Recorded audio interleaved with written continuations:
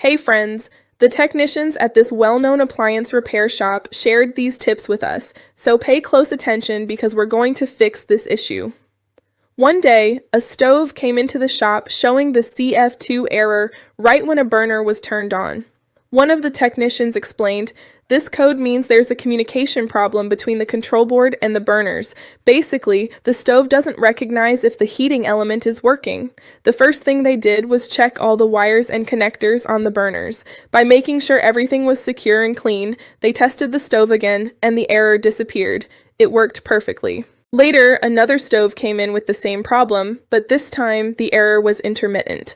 After a careful inspection, the technician said, "When the signals from the heating elements are unstable, the board shows C-F2.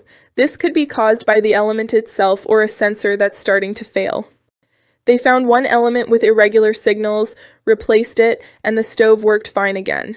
In another case, a stove arrived showing the C-F2 error constantly, even though all the heating elements seemed fine. The experts explained, if the mechanical parts are working and the error continues, the most likely cause is a failing control board. Replacing it is usually the final solution.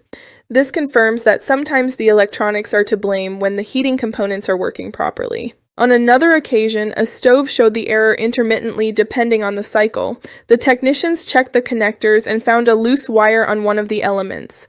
They explained, "Most of the time it's just a loose or dirty wire. Securing and cleaning the connectors gets the stove working perfectly again." The key here was following the signal path from the heating element to the control board and making sure there were no interruptions.